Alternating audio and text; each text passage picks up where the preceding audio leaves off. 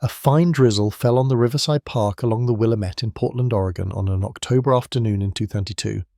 Tiny drops of water clung to the maple leaves, glistening like small jewels under the dim light of the grey ski. The gentle lapping of waves on the shore blended with the distant sounds of the city, the honking of cars, the hurried footsteps of pedestrians on the Burnside Bridge. The park, usually bustling with joggers and families picnicking, was now deserted. Only a few homeless people huddled under the trees seeking temporary shelter. The post-pandemic era had left scars on Portland closed shops' "For Lease" signs hanging listlessly, and the weary eyes of those who had survived the economic storm. Jack Thompson, 50 years old, walked slowly along the gravel path, his old boots caked with mud. His grey park ranger uniform was wrinkled, and his baseball cap was pulled low, concealing his deep-set brown eyes that held an unnamed sadness. He pushed a cart filled with cleaning tools, the wheels rattling a monotonous rhythm in his repetitive life. 12 years ago, Jack was a classical pianist, his fingers gliding over the keys, bringing forth symphonies that moved the hearts of audiences at the Arlene Schnitzer Concert Hall. But now he was just a park ranger living to survive far away from the stage lights and the musical notes that were once his very breath. In Jack's mind, the memory of that final night at the theatre in 2010 was as sharp as a blade. That night, the stage lights were brilliant. Clara, his wife and an opera singer, with a crystal-clear voice, stood beside him, her voice harmonizing with the piano.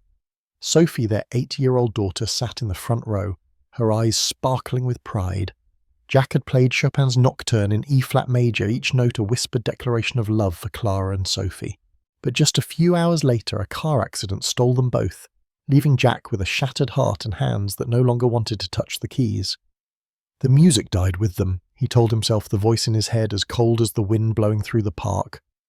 Today, Jack's work was the same as any other day, picking up trash, checking the benches, and making sure no one was illegally setting up tents near the river. But as he passed a dense thicket near the water's edge, a strange object made him stop. In the dim light of dusk, a piano stood precariously on the damp ground like an abandoned wounded animal. Its oak frame was cracked rainwater pooling on the surface, and the white keys were yellowed and discoloured. Jack approached it, his heart suddenly beating faster. Who would leave a piano here on the border between nature and oblivion? He reached out and touched a key, feeling the layer of dust on his fingers. A single C note rang out faint yet clear, like the cry of an imprisoned soul. Jack closed his eyes, and in that instant he heard Clara's voice singing, heard Sophie's giggling as she tried to play her first notes. He opened his eyes, shaking his head to chase away the memory. "A piece of junk," he muttered, but his feet refused to leave.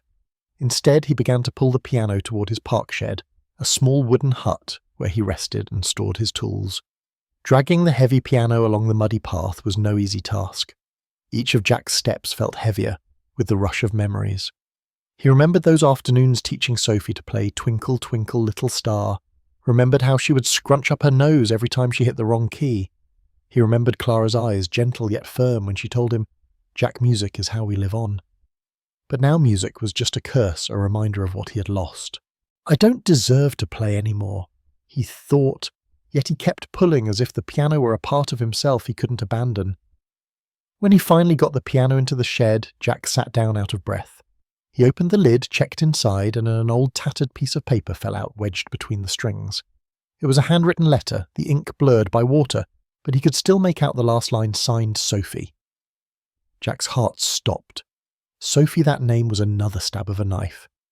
He tried to convince himself it was just a coincidence, but his hands trembled as he folded the letter and put it in his pocket. He didn't dare to read more, afraid the words within would pull him back into the abyss. Night fell and the rain continued to patter on the shed's roof like a wordless song. Jack sat in front of the piano, his fingers gliding over the keys without pressing down. He wanted to destroy it, to smash this reminder of the past. But instead he tried to play a section of Für Elise, the notes slow, hesitant, like the footsteps of a lost person. The sound resonated faint yet alive, filling the quiet space of the shed. Jack closed his eyes, letting the notes carry him away, if only for a moment. He felt a tiny spark of light flicker in his cold heart, a feeling he had long forgotten. Suddenly, a distant giggle pulled him from his thoughts. Jack opened his eyes, looking out through a gap in the shed door. In the darkness, he saw a few small figures running past the bushes, their laughter blending with the sound of the rain. Kids he thought, maybe the homeless kids he sometimes saw near the river, the silent figures living on the city's fringes. He stood up, intending to close the door against the cold, but a part of him was curious. Who were those children? And why did their laughter sound so much like Sophie's? Jack stood still, his gaze fixed on the piano. It wasn't just an abandoned object, it was an invitation, a challenge he wasn't sure he had the courage to face. Tomorrow I'll decide what to do with it, he told himself, but deep down he knew the piano had chosen him just as music had chosen him so many years ago. Under the river's rain, a tiny spark of hope began to glow, though Jack had yet to realize it. The next morning, Willamette Riverside Park was shrouded in a thick fog as if the entire world was wrapped in a thin veil. The gentle lapping of waves on the shore blended with the chirping of sparrows, creating a natural symphony that Jack Thompson had long since learned to ignore. He sat in his park shed, his old jacket damp with moisture, his rough hands holding a small hammer and some nails. In front of him was the abandoned piano, its body cracked like an old book, its keys yellowed like the teeth of time. The smell of damp wood and mud clung to the air, making Jack feel as if he was touching something nearby yet still breathing. Jack wasn't sure why he had decided to fix the piano. Last night, after playing a few notes of Für Elise, he couldn't sleep. Those notes, however, faint, had stirred a corner of his heart that he thought had been frozen for a long time. The memory of Sophie of the afternoon she sat beside him, her small hands fumbling over the keys, made him both want to keep this piano and burn it to ashes to drive away the pain. "It's just an old piece of junk," he muttered, the voice in his head as cold as the October rain. But every time he looked at the piano's body, he saw the letter signed Sophie. The name that made his heart clench. He didn't dare open it, didn't dare face any clue that could stir up the past. He began the repair work, taking out each key, wiping away the dust and checking the strings. The sound of the hammer hitting the wood rang out steadily like a faint heartbeat. While he worked, memories of Clara flooded back. He remembered the evenings she would sing opera in their small living room, her voice as clear as the Willamette River, before it was polluted by the storms of life. Jack, music is how we tell the world we're still alive. Clara had once said, her eyes sparkling like moonlight, but now he only felt like a ghost living to pick up trash and keep the park quiet. A small sound interrupted his thoughts. Jack looked up, seeing a few figures peeking out from behind the bushes near the shed. Giggles mixed with whispers rang out, then suddenly stopped. He stood up, stepping outside his eyes, squinting in the fog. "Who's there?" he called out, his voice hoarse from not speaking much. There was no reply, but he heard the sound of footsteps scurrying away. Jack shook his head, about to return to the shed, when he noticed that a loaf of bread from the park's trash can had disappeared. He sighed. The homeless kids, he had seen them a few times hiding near the river, like small animals afraid of the light. He usually chased them away, but today a strange feeling made him hesitate. Back in the shed, Jack continued to fix the piano, but his mind was drawn to the figures he had just seen. He remembered the first time he saw them a few weeks ago, a small group with ragged clothes, but always laughing as if their harsh lives were a game.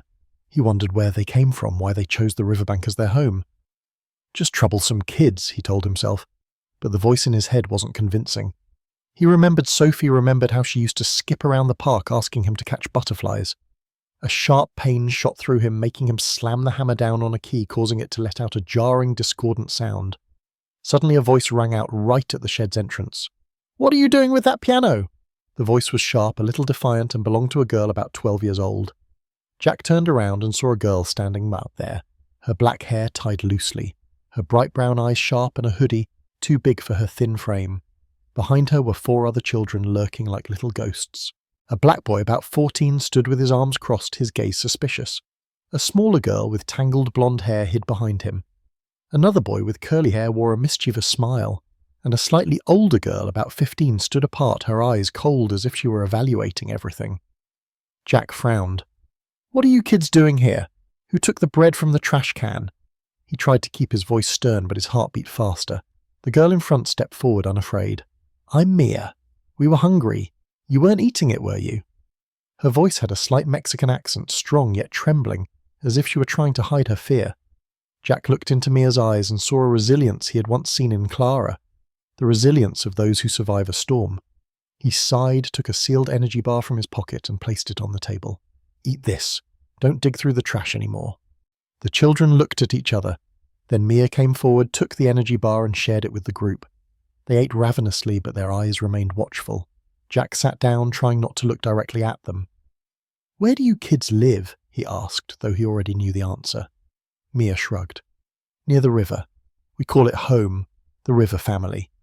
She said it with a hint of pride, but her voice wavered when she said the word family. Jack didn't ask further. He knew stories like this: abandoned children fleeing homes that were no longer homes, especially in the post-pandemic years when Portland was plunged into an economic crisis. He turned back to the piano, trying to avoid the children's gaze, but then Mia stepped forward and touched a key. "Is it broken? Why are you keeping it?" Jack hesitated. "I just wanted to try and fix it." He didn't want to say more, but Mia's curious eyes made him uneasy. He didn't know what compelled him, but Jack sat down on the stool and placed his hands on the keys. He played a short section of Clair de Lune, the notes slow and smooth like moonlight gliding over the river. The children fell silent, their eyes wide. When he stopped, Mia suddenly began to sing a Mexican folk song, her voice trembling but clear, like a bird's song in the fog. Jack was startled because in that moment he heard Clara. His heart ached, but he couldn't take his eyes off Mia. She stopped singing, blushing. "I'm sorry. I don't know why." "It's okay," Jack said, his voice softening. "You sing beautifully." The compliment made Mia smile, a rare smile, like sunlight breaking through the clouds. The other children came closer, curiously touching the keys. The black boy Tyler, according to Mia, tapped a rhythm on the piano's body, creating an impromptu beat. The small girl Lily hummed along with the melody. Carlos, the curly-haired boy, laughed loudly, while Emma, the oldest girl, still stood apart, her eyes reserved. Jack looked at them, feeling a strange emotion well up inside him. He wanted to chase them away to keep the piano for himself, but Mia's voice still echoed in his mind. "Come back here tomorrow," he said, his voice trembling. "We'll fix this piano together." The children looked at him, surprised, then nodded. As they left, their laughter blended with the fog like a new melody in Jack's life. He sat back at the piano, his fingers gliding over the keys. "What am I doing?" he asked himself, but in his heart a small spark had ignited. The piano, old as it was, had brought these children to him, and perhaps, just perhaps, it would bring him back to himself. The autumn afternoon at Willamette Riverside Park was as vibrant as a painting with maple leaves in shades of fiery red and brilliant gold under the rare October sun of 2022. The wind carried the scent of fresh grass and river mist, mingling with the cheerful chirping of birds like a natural symphony. Inside the park shed, Jack Thompson sat beside the old piano, his calloused hands wiping each key with a damp cloth. The smell of rotting wood and rusted metal clung to him, but today he felt a strange energy, a tiny spark of hope he hadn't yet dared to name. After his encounter with the group of children the day before, Jack couldn't stop thinking about them. Mia's singing, her voice clear but full of old wounds, was like a knife that stirred memories of Clara.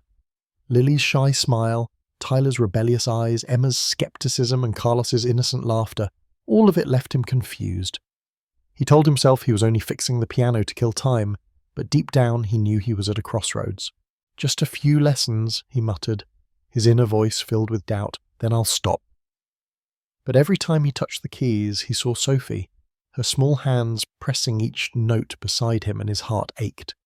Jack checked the strings, adjusting the tension with an old screwdriver. He had bought a few cheap parts from a second-hand store in Portland, hoping to make the piano work better. As he worked, memories of teaching Sophie "Twinkle, Twinkle, Little Star" flooded back. She would often scrunch up her nose when she hit the wrong key, then giggle, calling him the strict teacher. Clara would stand by the kitchen door smiling and say, "Jack, I bet Sophie will be better than you." These memories were like discordant notes, both sweet and painful, making Jack want to run away from himself. The crunch of footsteps on gravel interrupted his thoughts. Jack looked up and saw the 5 children standing at the shed's entrance, their eyes both curious and reserved. Mia led the way, her oversized hoodie nearly hiding her face, but her brown eyes shone with determination. Tyler had his arms crossed, his gaze challenging Jack. Lily hid behind Mia, her hands clasped tightly, while Carlos wore his mischievous grin, a stick in his hand to use as a drumstick. Emma stood apart, her sharp eyes observing Jack's every move. "You told us to come back," Mia said, her voice laced with a hint of defiance. "So what are you going to do with that piano now?" Jack stood up, wiping his hands on his uniform, trying to keep his voice calm. "I'm going to teach you a few basic notes, if you want to." He gestured to the old wooden stool beside the piano. "Sit down, but you have to be serious." Tyler scoffed softly, but the whole group crowded into the shed, huddling around the piano like curious little birds. Jack began the lesson by pointing to a key. "This is C. Try to press it." He played the note, its sound clear but slightly out of tune.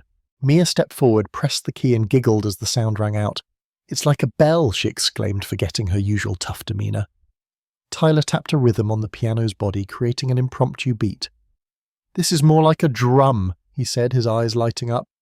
Lily hummed along with the melody, her voice tiny but strangely precise. Carlos tried to press 3 keys at once, creating a jarring, dissonant sound that made the whole group burst into laughter. Only Emma remained silent, her eyes still full of skepticism. Jack watched them, feeling a swirl of mixed emotions. He wanted to keep his distance, to treat this as just a passing task, but the children's innocence gave him pause. He taught them 3 basic notes, C, D, E, and how to play a short section of Ode to Joy. The lesson quickly became a chaotic mess. Carlos hit the wrong keys. Mia sang off key, Tyler tapped too fast, and Lily was too shy to play by herself. But amidst the laughter and mistakes, Jack felt something alive, like the first notes he had ever played as a child. During a break, a key suddenly let out a distorted sound, like a cry for help. Jack checked it, discovering a loose string. He sighed. "This needs to be fixed. Who wants to help?" Mia raised her hand, immediately pulling Lily with her. Tyler shrugged but joined in, and Carlos volunteered to fetch the tools. Emma remained seated, but her gaze was less cold. The whole group worked together to take out the key, wipe away the dust, and tighten the string. Jack guided them step by step, his voice gentler than he expected. "Be careful not to break it," he said, and in that moment he saw himself teaching Sophie, patient, dedicated. While they worked, Mia suddenly spoke up. "You know my dad hated music. He said it was useless, that it just made me a dreamer." Her voice grew softer, her eyes fixed on the river. Jack stopped what he was doing, feeling a familiar ache. He wanted to offer comfort, but the words were stuck in his throat. Finally, he just said, "Clara, my wife used to say music is how we tell our story. What's your story, Mia?" The girl looked up surprised, then smiled sadly. "I don't know. Maybe it's the story of this river." Mia's words were like a lone, poignant note that left Jack flustered. He remembered Clara remembered how she always found meaning in small things. "Then we'll let this piano tell that story," he said, his voice trembling. He wasn't sure if he believed his own words, but the sparkle in Mia's eyes made him want to try. After an hour, the piano was much better, though still not perfect. Jack sat down and played Ode to Joy again, this time slowly and clearly. The children were silent, listening, and then without warning Mia began to sing along, her voice harmonizing with the piano no longer off-key. Tyler tapped a rhythm on the table. Lily hummed and Carlos clapped to the beat. Emma, though not participating, leaned forward, her eyes softening. When the music ended, the whole group burst into laughter, the sound echoing in the shed like a symphony. Jack looked at them, feeling his heart grow lighter, if only a little. "Come back tomorrow," he said, his voice more certain than before. "We'll keep learning." The children nodded, then ran outside, their laughter blending with the afternoon sunlight.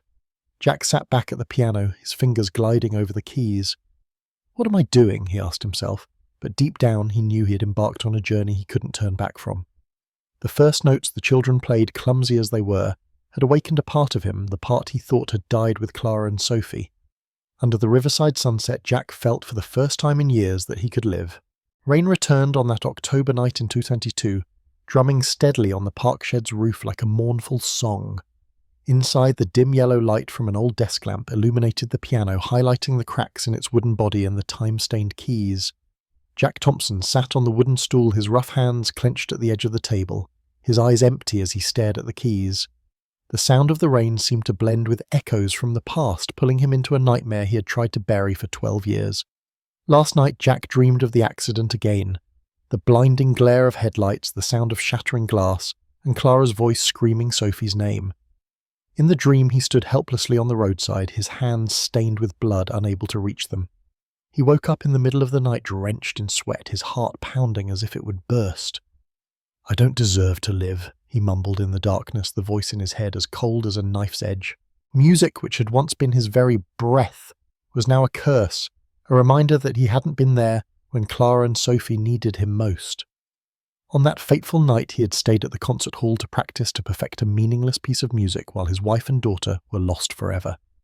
Jack looked at the piano, the one he and the children had repaired yesterday. The first notes of Ode to Joy they played, however, clumsy, had made his heart beat with a strange rhythm, not one of joy but of fear. He was afraid that teaching the children allowing music back into his life would open a door he had locked shut long ago. I don't deserve to teach anyone. He thought, his fingers gliding over the keys without pressing down. The letter signed Sophie was still in his pocket, unopened, a secret he didn't dare confront. The crunch of footsteps outside the shed pulled Jack from his thoughts. The light shone out, revealing 5 familiar figures: Mia, Tyler, Lily, Carlos, and Emma. They stepped inside, bringing with them the smell of damp earth and the vibrancy of youth. Mia, as always, led the way, her brown eyes bright with eagerness. "What are we learning today, Mr. Jack?" she asked, her voice full of excitement. Tyler shrugged, but his eyes were less suspicious than before. Lily clutched an old notebook tightly, and Carlos held a stick, tapping a rhythm on his leg. Emma stood at the back, her eyes still reserved, as if waiting for Jack to make a mistake. Jack tried to force a smile, but his heart felt heavy. "Today we'll learn how to harmonize," he said, his voice hoarse. He pointed to the keys, teaching them a simple section of Twinkle, Twinkle, Little Star, emphasizing rhythm and synchronization. Mia tried to sing along, her voice clear but off-key. Tyler tapped a rhythm on the table, but too fast, messing everything up. Lily played a section correctly, but then pulled her hand back when Carlos teased her. Emma refused to touch the piano, only observing. As he taught, Jack felt his tension rising. The children's laughter, though innocent, was like hammer blows against his memories. He saw Sophie in their every gesture, the way Lily scrunched her nose when she hit the wrong key, the way Mia smiled when she sang a note correctly. He tried to hold back, but when Carlos accidentally hit a broken key hard, producing a jarring, discordant sound, Jack lost control. "Be careful," he yelled, slamming his hand on the table. The shout echoed in the shed, startling the children. Lily flinched. Tyler crossed his arms, his eyes once again full of defiance. Emma stepped forward, her voice cold. "What are you yelling about? We're just trying to learn." Jack gasped for air, filled with immediate regret. He sat down and covered his face, trying to hide the trembling in his hands. "I'm sorry," he said, his voice a whisper. "This piano, it's important to me." He didn't want to explain, but Mia's gaze, both curious and gentle, made him unable to remain silent. "I used to have a daughter named Sophie. She learned piano just like you kids, but she's not here anymore." The words felt like they were tearing his heart open, but they also brought a sense of relief, as if he had just dropped a heavy stone into the river. The whole group fell silent. Lily looked down at her feet, Carlos stopped his tapping, and Tyler bit his lip, his eyes softening. Emma was still standing there, but her gaze was no longer cold. Mia walked over and took a small smooth river stone from her pocket, polished by the current. "You know," she said gently, "the river wears down the stones, but they're still beautiful. This piano is the same. It was abandoned, but it can still sing, just like you and just like us." She placed the stone in Jack's hand, her small hand trembling. Jack looked at the stone, feeling a warmth spread through his cold heart. Mia's words, though simple, were like a correct note in his discordant symphony. He remembered Clara, remembered how she always found hope in things that seemed meaningless. "Thank you, Mia," he said, his voice shaking. He held the stone tightly as if it were an anchor, keeping him from drifting away in the river of memories. He stood up and took a deep breath. "All right, let's get back to it," he said, trying to keep his voice steady. "We'll fix this key, and then we'll play Twinkle, Twinkle, Little Star again." The children nodded, the tension in the air dissipating. Jack showed them how to tighten the loose string one step at a time, one person at a time. Mia and Lily worked carefully. Tyler tapped a beat to keep spirits up, and Carlos told a silly joke that made the whole group laugh. Emma, though not helping with the repair, moved closer, her eyes full of curiosity. When the key was fixed, Jack sat down and played the song again. This time the children worked together better, though still clumsily. Mia sang, Tyler tapped, Lily pressed the keys, and Carlos clapped. The sound wasn't perfect, but it was alive, like a declaration that they were still here, still existing. Jack looked at them, feeling a small spark in his heart. He knew he was stepping onto a dangerous path, a path of connection, of music, of opening his heart again. But the stone in his hand, Mia's words, and the children's laughter made it impossible to turn back. When the children left the shed, the moonlight shimmered on the Willamette River, illuminating the small figures running through the bushes. Jack sat at the piano, his fingers gliding over the keys. "What am I doing, Clara?" he whispered.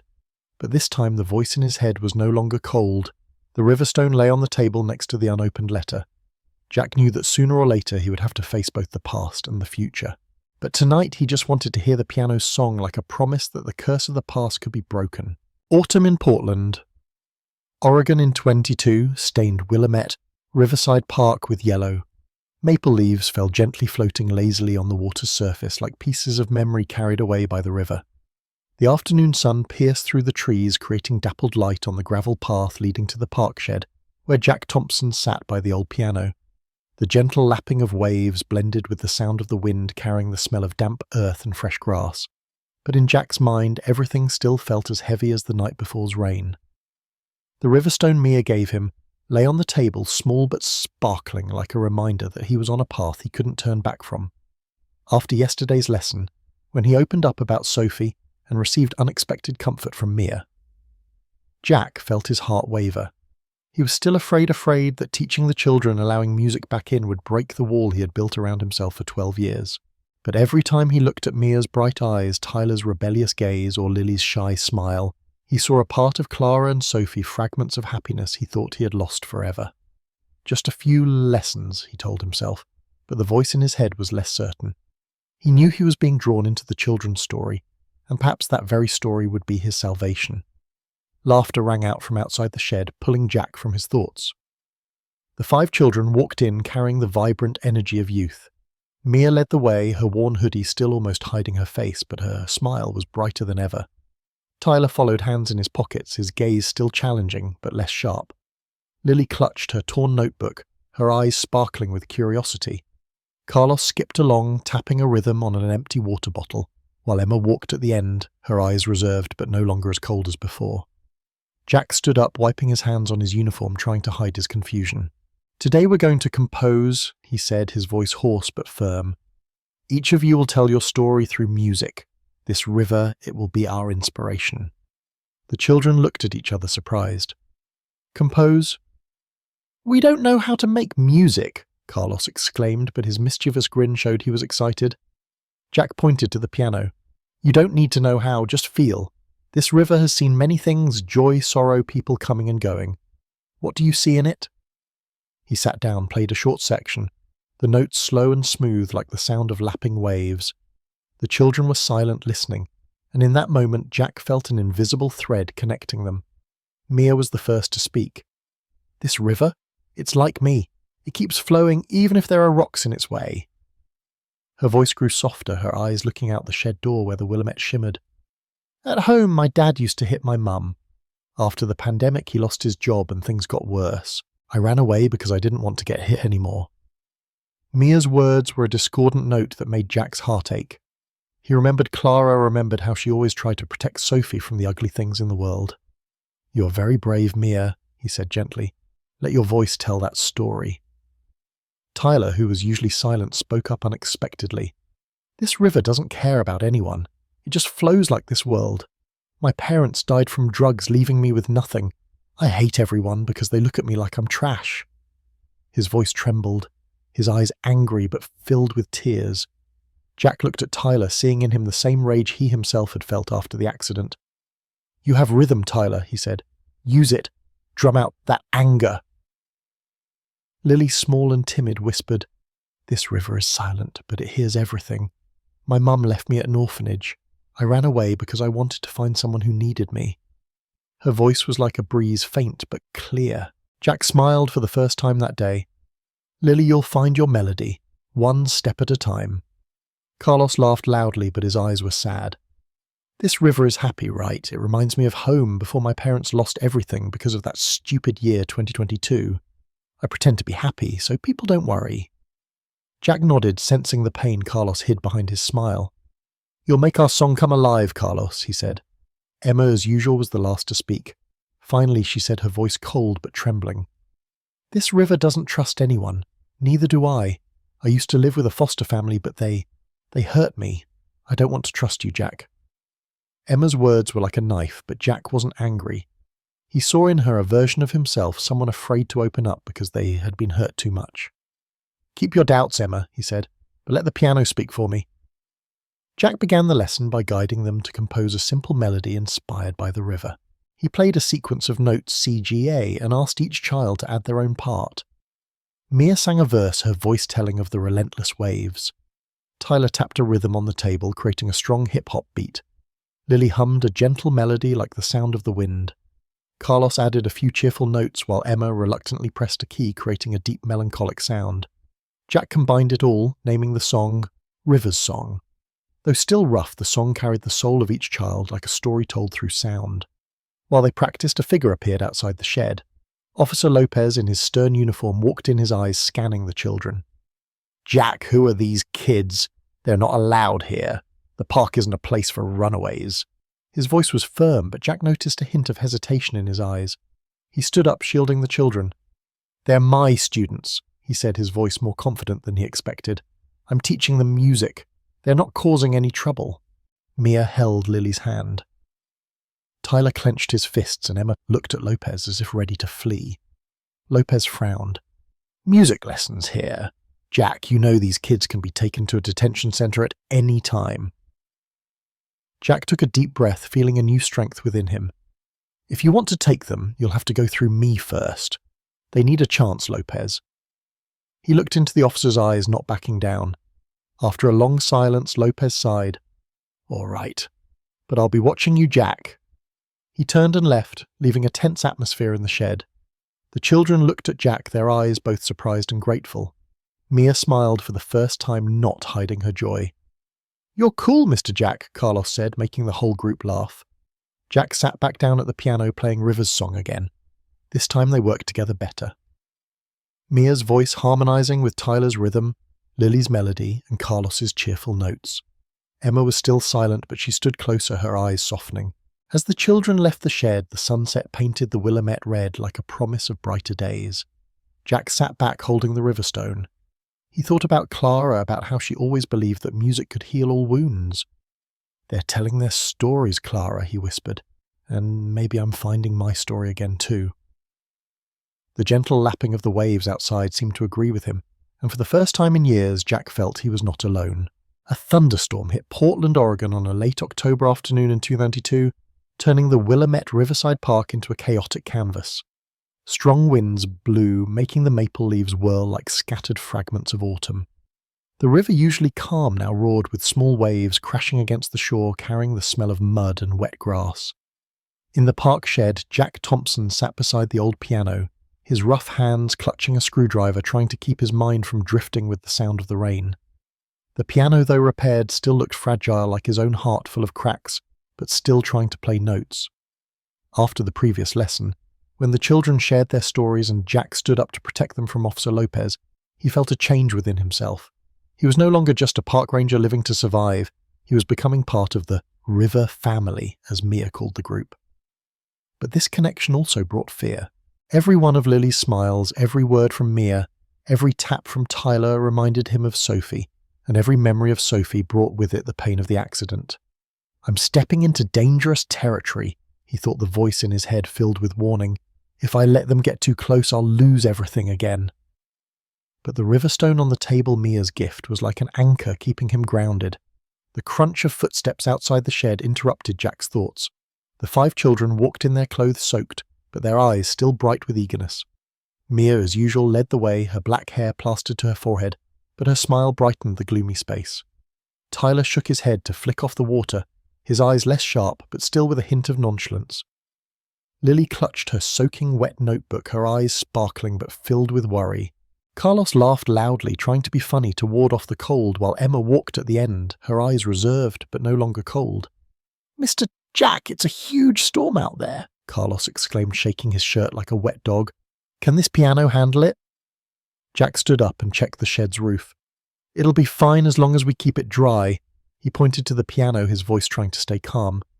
"Today we're going to practice River's Song, but first help me cover this."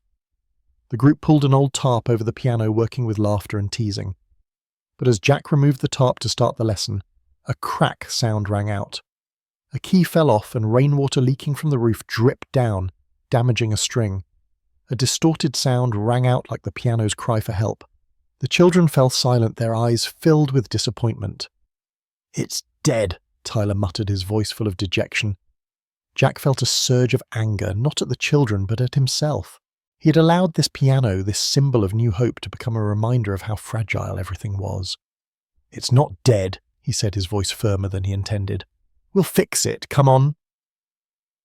He led the group to a nearby park warehouse where he kept his tools and some dry lumber.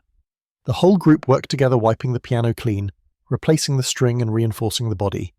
Mia and Lily carefully cleaned each key, Tyler tightened screws, and Carlos told silly jokes to keep their spirits up. Emma, though not saying much, helped hold the tarp to keep the rain out. As they worked, Jack felt a new sense of camaraderie, but the peaceful atmosphere was shattered by a loud noise from outside the warehouse. A rock flew through the doorway, hitting the wall, followed by jeering laughter. Jack stepped out and saw 3 older teenagers wearing dark hoodies standing in the rain. "These little street rats think they're musicians," one of them yelled mockingly. Jack recognized them, a small gang that often hung out near the Burnside Bridge, taking advantage of the post-pandemic chaos to bully the vulnerable. Emma stepped up, her eyes sharp. "Get lost, Tony," she said, her voice trembling but firm. Jack realized she knew them, and the fear in Lily's eyes confirmed it. "They're not going to do anything," Jack said, stepping in front of the children, his voice calm but authoritative. "Get out of here before I call the police." The leader, Tony, sneered, but when he saw the unwavering look in Jack's eyes, he shrugged and left with his crew. Back inside the warehouse, Jack saw the children trembling, not just from the cold, but from fear. "Who were they?" he asked. Emma bit her lip, finally speaking. "Tony's gang. They often harass us, call us trash. We hide by the river to avoid them." Her voice was bitter, and Jack realized her pain didn't just come from the gang, but from deeper wounds. He looked at the group, seeing the fear in Lily's eyes, the anger in Tyler's, and the sadness hidden behind Carlos's smile. Mia held Lily's hand, her eyes strong but trembling. Jack sat down at the piano, his fingers gliding over the keys he had temporarily repaired. "You're not trash," he said, his voice low but steady.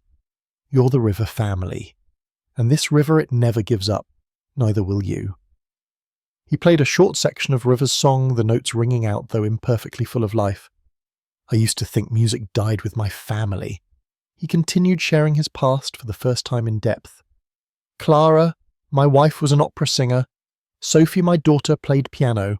But an accident took them away. I thought I couldn't go on, but you kids, you remind me that music is how we survive." Jack's words were like a gentle breeze calming the children's fear.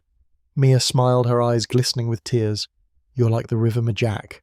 Even when you're hurt, you still flow." Tyler nodded, for the first time not objecting. Lily whispered, "I want to keep playing." Carlos clapped, and even Emma moved closer to the piano, her eyes less guarded. The whole group returned to practicing River's song. Mia sang the lyrics, her voice stronger, telling of the resilient waves. Tyler tapped a rhythm, his anger turning into a powerful beat. Lily played a melody, and Carlos added cheerful notes. Emma, for the first time, pressed a key, a melancholic sound that harmonized with the group. When the song ended, they all laughed their laughter, drowning out the sound of the rain outside. Jack looked at them, feeling his heart grow lighter. He knew the threat from the gang was still there, but this moment the laughter, the piano song, the camaraderie was a small victory. "We'll continue tomorrow," he said, his voice certain. As the children left, running through the rain to get back to their temporary shelter by the river, Jack stood in the warehouse holding the riverstone. "Clara, you were right," he whispered. "Music is how we survive." Under the storm on the fringe, Jack felt for the first time in years that he was not just surviving, but truly living. Night fell on the Willamette Riverside Park in Portland, Oregon in late October 22. The pale moonlight shone through the sparse maple trees, making the water's surface shimmer like a broken mirror. The gentle lapping of waves blended with the wind's hum, carrying the crisp chill of autumn. Inside the park shed, Jack Thompson sat by the old piano, the faint light from his desk lamp illuminating the yellowed keys and highlighting the cracks in the wooden body. His rough hands hovered over the keys, not pressing down, as if afraid a single note would pull him into the abyss of memory. Mia's riverstone sat on the table, glittering like a reminder of the children who had entered his life and the pain he was learning to face. After the incident with Tony's gang, Jack felt of a new pressure on his shoulders. He had protected the children from the threat, but the fear in Lily's eyes, the anger in Tyler's, and the doubt in Emma's made him realize this journey wasn't just about teaching music, it was about building a safe place for them. But he was also afraid he wasn't strong enough, afraid he would fail again just as he had failed to save Clara and Sophie. "What am I doing?" he asked himself, the voice in his head full of doubt. These kids need more than an old piano and a broken teacher. But every time he thought of giving up, the image of Mia singing, Tyler tapping a rhythm, and Lily humming a melody pulled him back. The familiar crunch of footsteps outside the shed rang out, but it lacked the usual boisterousness. Jack looked up and saw only 4 children enter: Mia, Lily, Carlos, and Emma. Tyler was absent. Mia shrugged, trying to keep her voice calm. Tyler said he didn't want to come anymore. He said this is all useless. Her voice wavered, and her eyes looked out at the river, where the moonlight reflected like shattered glass. Jack's heart sank. He understood Tyler's anger, knew how being called trash by the world could destroy a soul. He had felt it himself standing on the roadside after the accident when people looked at him with pity. Tyler will be back, Jack said, though he wasn't sure. Today we're going to learn a new song, a stronger one for people who won't be defeated. He sat down at the piano and played a short section of Sweet Child O' Mine, a rock song with a powerful beat, a stark contrast to the gentle melodies they had played before. The children were surprised, their eyes lighting up. "This is so cool," Carlos exclaimed, tapping a rhythm on the pawl. Lily smiled shyly and Mia began to hum the lyrics. Only Emma remained silent, her eyes wavering between curiosity and doubt. But the lesson wasn't smooth. Mia sang off key. Carlos hit the wrong notes and Lily was too shy to play alone. Jack tried to be patient, but his mind kept going back to Tyler. He saw a part of himself in the boy, the anger, the refusal to hope to avoid getting hurt. When Carlos accidentally spilled a cup of water on the keys, Jack sighed, but he wasn't angry.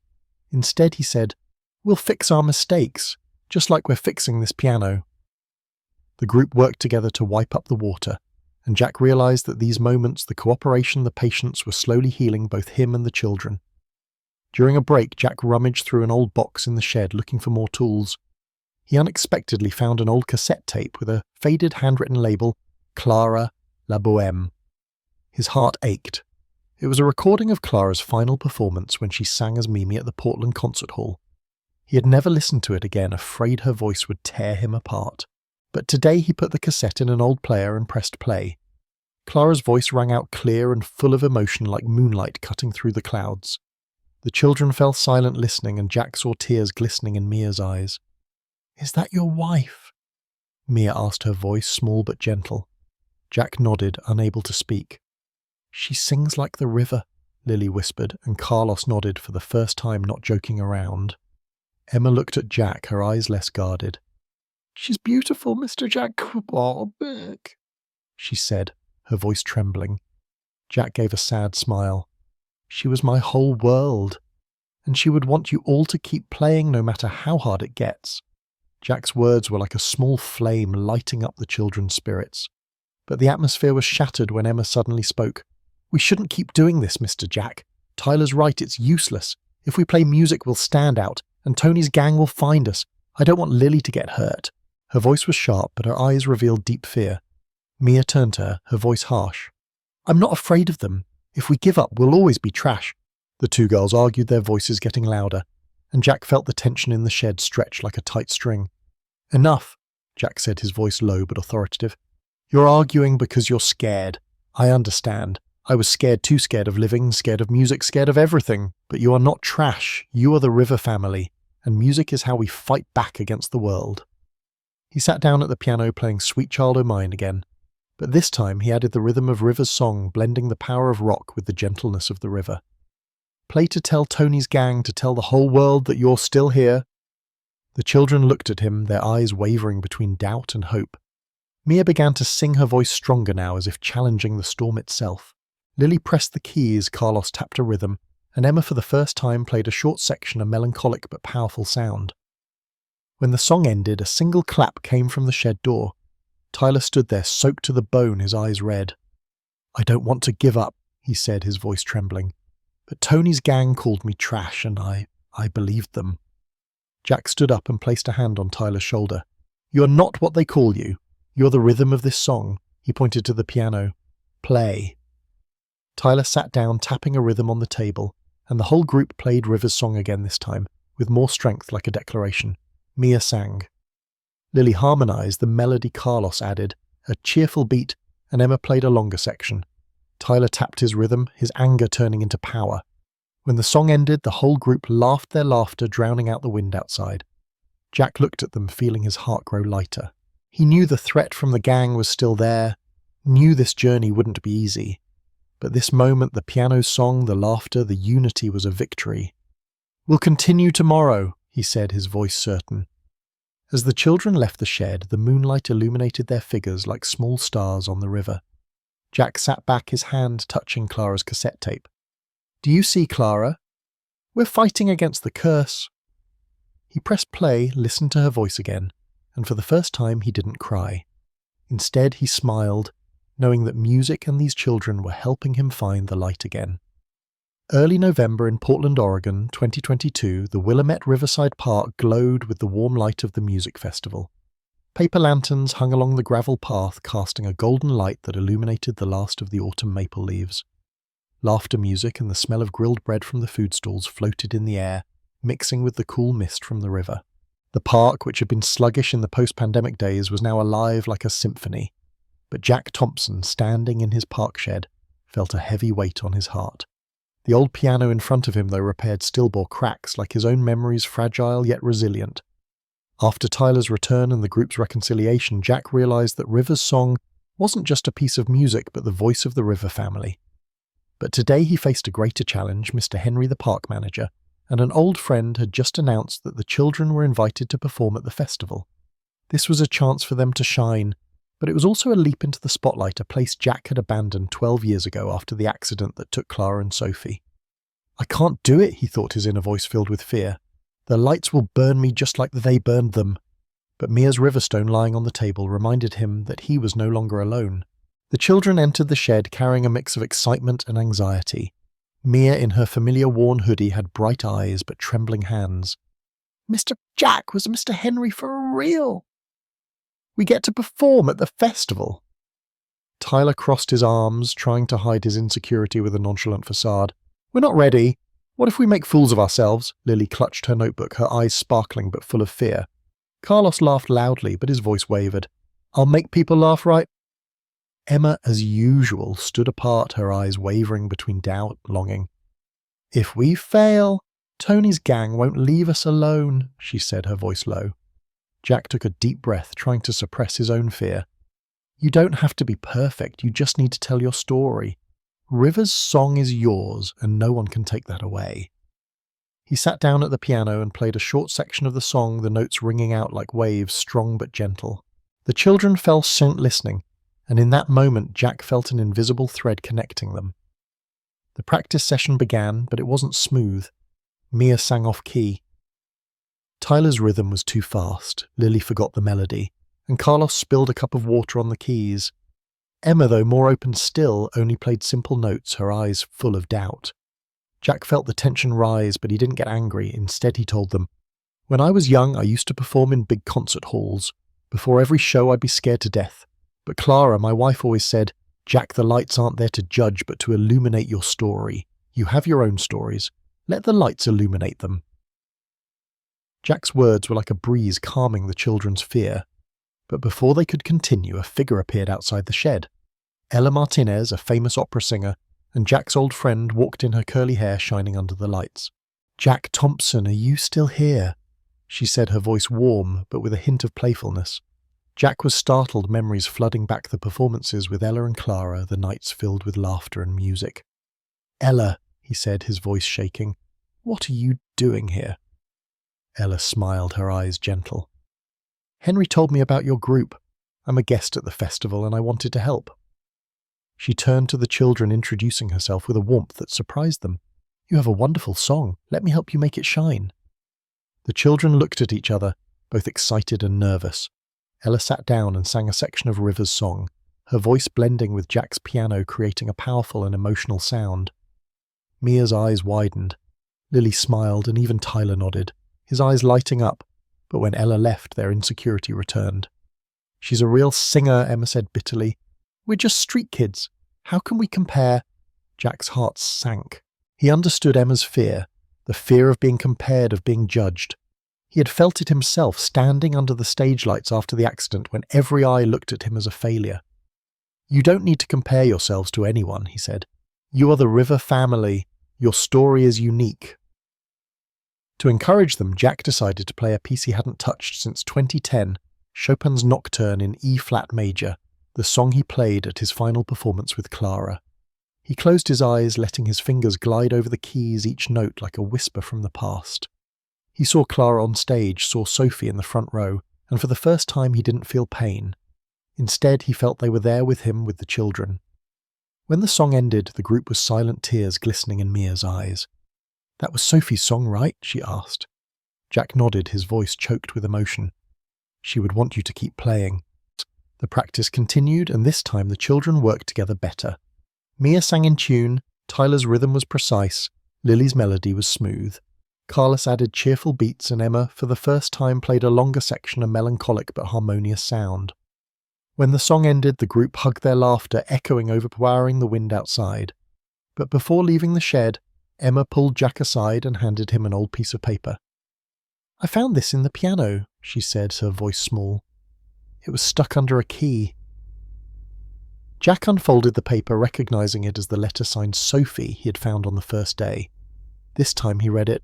"Mum, I know you have to leave me behind, but I hope you'll hear me play the piano one day. I love you. Sophie." The letter wasn't from his daughter, but it was like a knife reminding him of the things he had never gotten to say to his own Sophie. He clutched the letter, his eyes welling up. "Thank you, Emma," he said, his voice trembling. As the children left the shed, the festival lights illuminated their figures, like small stars on the river. Jack sat back, his hand touching the keys. "Clara, Sophie, are you watching?" he whispered. He knew that tomorrow, under the stage lights, they would face their greatest fear. But he also knew that River's song would be their answer, a song of resistance, of hope, and of family. Under the moonlight and the festival lights, Jack felt he was ready not just for the children, but for himself. The music festival night on the Willamette River in Portland, Oregon in November 22 was as vibrant as a dream. Paper lanterns hung along the riverbank, casting a warm yellow light that reflected on the water's surface like scattered stars. Laughter, musical notes, and the smell of grilled bread from the stalls floated in the air, mingling with the gentle lapping of waves. The outdoor stage set right by the river was bright under the spotlights, attracting hundreds of spectators, from local families to homeless people seeking a little joy on a cold night. Jack Thompson stood backstage, his hands clenched at the hem of his jacket, his heart pounding just like the first time he performed at the Arlene Schnitzer Concert Hall 12 years ago. The old piano, which he and the children had meticulously repaired, stood at the center of the stage like a scarred but resilient warrior. Jack looked at it, seeing in the cracks on its wooden body the entire journey of his life, from a broken artist to the reluctant teacher of the River family. The children, Mia, Tyler, Lily, Carlos, and Emma, stood around him, their old clothes clean, their eyes wavering between excitement and fear. Mia held Lily's hand, trying to hide her trembling. Tyler tapped a rhythm on his leg, his eyes sparkling with nonchalance but full of worry. Lily clutched her torn notebook, her lips pressed tightly together. Carlos laughed loudly, but his smile couldn't hide his tension. Emma stood apart, her eyes scanning the crowd as if searching for the figures of Tony's gang. Jack felt his own fear rising. The stage lights, which used to be his friend, now felt like a beast ready to devour him. He remembered the last night with Clara when the lights shone on her, her clear voice echoing, and Sophie clapped from the front row. The accident that followed had turned the lights into an enemy, making him run from music. "I can't do this," he thought, his inner voice in a panic. But then he looked at the children, saw the look in Mia's eyes, a resilience like Clara's, saw Tyler's anger, just like his own, and saw Lily's shy smile like Sophie's. "You can do it," he said, his voice shaking but firm. "We are the River family. Let the river tell our story." Before the children walked onto the stage, a problem arose. Tony and two of his gang members appeared backstage, their eyes malicious. "The little street rats think they're stars," Tony sneered, his voice ringing out, making Lily flinch. Tyler clenched his fists, ready to lunge, but Jack stepped forward, shielding the children. "Get out of here, Tony," he said, his voice low but authoritative. "They don't belong to you." Ella Martinez, who was standing nearby, walked over, her eyes sharp. "Do you want to cause trouble at this festival? I'll call security," she said, her powerful opera voice resonating. Tony backed away, but his eyes promised he'd be back. The children were trembling, but Jack gripped Mia's shoulder, his gaze steady. "Don't let them take your story away. Go on stage and play like you've never played before." Mia nodded, took a deep breath, and led the group into the spotlights. The crowd fell silent, their eyes curiously sweeping over the 5th Street children and the old piano. Jack sat down at the piano, his fingers gliding over the keys, feeling the presence of Clara and Sophie in every note. "Let's begin," he whispered, and played the opening section of A River's Song. Mia's voice rang out clear and strong, singing about the resilient waves of the Willamette. "The river keeps flowing, even if rocks block the way, even if a storm comes." Her voice trembled at first, but when her eyes met Jack's, she sang louder, as if challenging the whole world. Tyler tapped a rhythm on a small drum Ella had brought the powerful hip-hop beat like his own heartbeat. Lily played the melody on the piano, her small fingers precise like the sound of wind over the river. Carlos added a cheerful beat tapping on a wooden box, his smile making the audience laugh. Emma for the first time played a long section, her melancholic notes blending in like the song of her heart. But in the middle of the song, a shout rang out from the crowd. Tony and his gang stood at the edge of the stage, throwing cans at the children. One can hit Lily's shoulder, making her jump and miss a note. Mia stopped singing, her eyes panicked. Tyler stood up, ready to rush down, but Jack raised his hand, signaling them to continue. "Don't stop," he said, his voice low but strong. He transitioned to a section of Chopin's Nocturne in E-flat major Clara's song, blending it with River's song. The sound was a declaration pulling the children back. Mia sang on her voice, now echoing like an unstoppable river. Tyler tapped his rhythm harder, his anger turning into strength. Lily returned to the keys, her hands trembling but steady. Carlos laughed loudly, tapping a rhythm as if dancing. Emma played the final notes, her eyes glistening with tears, but tears of pride. The crowd, initially silent, began to clap, the applause growing louder, drowning out the gang's jeers. Ella stood backstage smiling, her eyes lighting up as they had when she and Jack used to perform together. When the song ended, the crowd stood up, applauding thunderously. Mia hugged Lily, Tyler, high-fived Carlos and Emma, for the first time gave a genuine smile. Jack stood up and hugged the whole group, his heart overflowing. He looked out at the crowd, saw Mr. Henry applauding, and saw Lopez, the skeptical police officer, nodding in empathy. A middle-aged woman in a vest came backstage, introducing herself as a representative of a charity. "We want to help you," she said. "That song, it touched us. We can sponsor scholarships, housing, and educational support."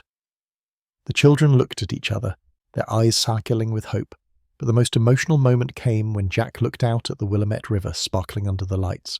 He saw images of Clara and Sophie in his mind as if they were standing there smiling. "Do you see?" he whispered. "We did it." He turned back to the children, seeing the tears on Mia's cheeks, Lily's radiant smile and Tyler's resolute gaze. Carlos hugged him, and Emma for the first time took his hand and whispered, "Thank you, Mr. Jack." As they left the stage, the crowd continued to applaud, the lights illuminating the figures of the River family. Jack felt a sense of relief he hadn't experienced since the accident. He knew their journey wasn't over. Tony's gang was still a threat, and the children's lives were still full of challenges. But tonight, River's song had proven they weren't trash, that music could conquer all barriers. Jack clutched the Riverstone in his pocket, feeling its warmth. Under the festival lights, he knew that he had found the light again, not just for the children, but for himself. Spring 2023 draped Willamette Riverside Park in Portland, Oregon in a new brilliant coat. The maple trees, once fiery red in autumn, now sprouted fresh green leaves rustling in the gentle sunlight. The river glistened, reflecting a cloudless blue sky, carrying the soft lapping of waves like a whisper of hope. The old piano, once abandoned by the riverbank, was now a permanent fixture under a simple shelter regarded by locals as a symbol of resilience. The cracks on its wooden body remained, but they were no longer signs of decay, but a testament to the healing journey of the River family. Jack Thompson stood by the piano, his rough hands lightly stroking the keys, his eyes gentler than ever. 12 years after the accident that took Clara and Sophie, he had thought he would live in darkness forever. But the children, Mia, Tyler, Lily, Carlos, and Emma, had brought back the light, not by erasing the pain, but by teaching him how to live with it. "Do you see Clara?" he whispered, looking out at the river. "We found a new family." Mia's Riverstone, which he now kept in his jacket pocket, was like an anchor, reminding him that everything, no matter how damaged, can still be beautiful. Today was the last performance of the River family, before each child embarked on a new journey. After the festival night in November, the charity organisation kept its promise. Mia received a scholarship to study singing at a local art school. Tyler was accepted into a music training program for youth. Lily found a loving foster family. Carlos was provided with housing and vocational training, and Emma, with newfound confidence, began high school with the dream of becoming a music teacher. Jack, from a lonely park ranger, had started a free music class in the park, attracting other children and local residents. Music, which he once thought was a curse, was now the bridge connecting him to the world. The children arrived, their clothes still simple but neat, their eyes radiant. Mia, more confident now, wore a new sweater, her black hair tied up. Tyler, no longer defensive, with crossed arms, held a small drum, a rare smile on his face. Lily, in a light blue dress given by her foster mother, hugged a new notebook, her eyes sparkling. Carlos, still mischievous, tapped a rhythm on a water bottle, while Emma, with her hair neatly styled, walked with a confidence Jack had never seen before. "Mr. Jack, we're playing River's song for the last time, right?" Mia asked, her voice full of excitement. Jack nodded, smiling. "The last time with this piano, but your story will continue." He sat down at the piano, his fingers gliding over the keys. Before starting, he took out the letter signed Sophie that Em had found in the piano. He had read it many times, understanding it wasn't from his daughter, but from another homeless girl written to her mother. But those words, "I hope you'll hear me play the piano one day," had become the flame that lit his journey. "Today we play for everyone who has ever been abandoned," he said, his voice low but strong. "For my Sophie, for the Sophie of this letter, and for all of us." He began to play River's song, the opening notes ringing out like waves, gentle yet determined.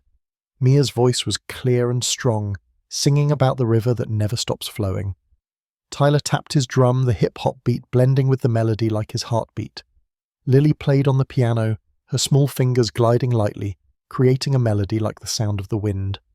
Carlos tapped a rhythm on the wooden box, adding cheerfulness, while Emma, with her new confidence, played a long section, her melancholic notes full of life. The audience, local residents, Mr. Henry and even Officer Lopez, stood around listening, in silence, their eyes glistening.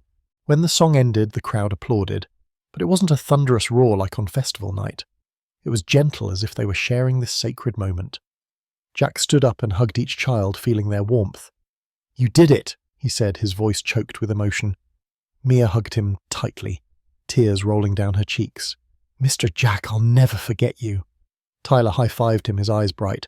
"Thanks for not giving up on me." Lily whispered, "I have a family now, but you'll always be my teacher." Carlos laughed loudly. "You're the coolest teacher ever." Emma, for the first time, hugged him, her voice small. "You made me believe I'm worth something." Before they left, Jack took a small knife and carved 2 names into the piano's body, Clara and Sophie. "This is how I'll remember them," he said, looking at the children. "Not with sadness, but to remember that they helped us find each other."